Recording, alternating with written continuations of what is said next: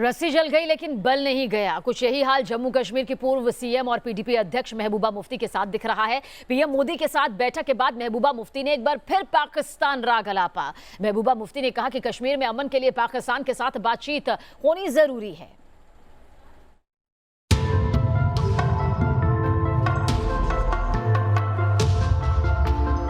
श्रीनगर से करीब 800 किलोमीटर दूर देश की राजधानी में दिल्ली की दूरी और दिल की दूरी मिटाने पर बात चल रही थी।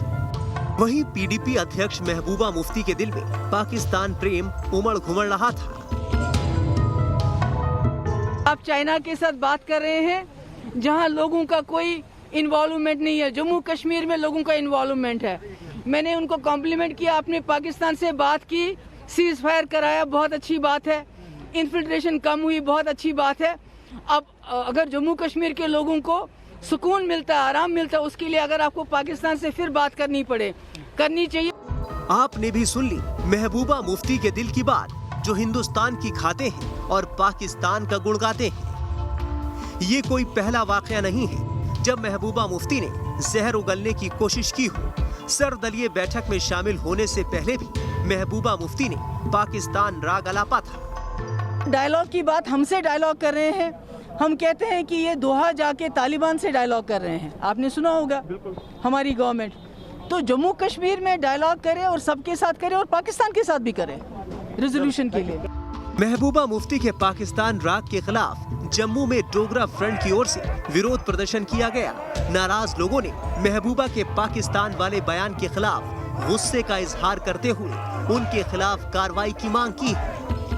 अब ये समझना होगा कि आखिर महबूबा मुफ्ती बार बार पाकिस्तान राग क्यों अलापती हैं? क्या ये उनकी सियासी मजबूरी है? आज हिंदुस्तान ही नहीं बल्कि जम्मू कश्मीर की जनता भी समझ चुकी है महबूबा की पाकिस्तान पॉलिटिक्स। साल 2015 में जम्मू कश्मीर में बीजेपी पीडीपी गठबंधन की सरकार बनी थी। गठबंधन के बाद मुफ्ती मोहम्मद सईद मुख्यमंत्री बनाए गए थे। तब डिप्टी सीएम बीजेपी के खाते में गया था। लेकिन मुफ्ती मोहम्मद सईद के निधन के बाद महबूबा मुफ्ती को जम्मू कश्मीर का सीएम बनाया गया।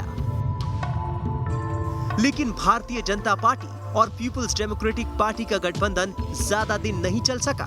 पीडीपी जहां कश्मीरियत को जमहूरियत के साथ जोड़कर वार्ता, शांति बहाली की कोशिश समेत कई दूसरे मुद्दों पर जोर दे रही थी, वहीं केंद्र सरकार पाकिस्तान से तल्ख होते रिश्ते, सीमा पर आतंकियों की घुसपैठ पर अपना फोकस किए हुए थी, जिससे बीजेपी और पीडीपी में टकराव बढ़ा। इधर बीजेपी से गठबंधन को लेकर उनकी पार्टी में ही काफी असंतोष था।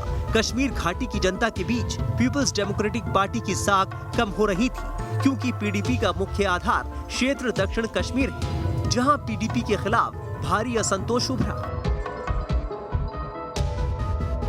जुलाई 2016 में आतंकी बुरहान की मौत के बाद हुए हिंसक प्रदर्शनों ने जम्मू कश्मीर की राजनीतिक तस्वीर बदल दी। इस दौरान महबूबा मुफ्ती का टॉफी वाला बयान कश्मीर में उनके राजनीतिक विरोधियों ने खूब भुनाया था। तत्कालीन केंद्रीय गृह मंत्री राजनाथ सिंह की मौजूदगी में जब पत्रकारों ने सुरक्षा बलों के हाथों से हिंसक प्रदर्शनकारियों की मौत पर सवाल किया था, तो उन्होंने सीधे शब्दों में कहा, क्या सुरक्षा बलों के शिविरों में दूध और टॉफियां बंट रही थी? तो कथित बच्चे प्रदर्शनकारी वहां पत्थर फेंक टॉफियां लेने गए थे। सुरक्षा बलों पर हमला करेंगे तो गोली ही मिलेगी, इसलिए माँ बाप को चाहिए कि वो बच्चों को घरों में रखें।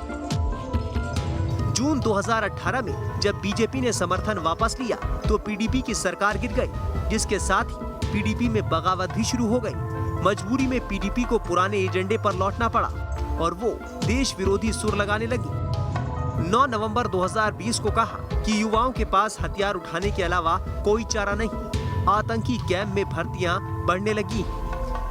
23 अक्टूबर 2020 को देश विरोधी बयान देते हुए कहा कि 370 की बहाली तक कोई और झंडा नहीं उठाऊंगी। 25 फरवरी 2019 को भी महबूबा ने जहर बुझा बोल बोलते हुए कहा था कि आग से मत खेलो, 370 से छेड़छाड़ मत करो।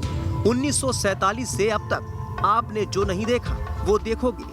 8 अप्रैल 2019 को महबूबा मुफ्ती ने कहा था कि ना समझोगे तो मिट जाओगे ऐ हिंदुस्तान वालों।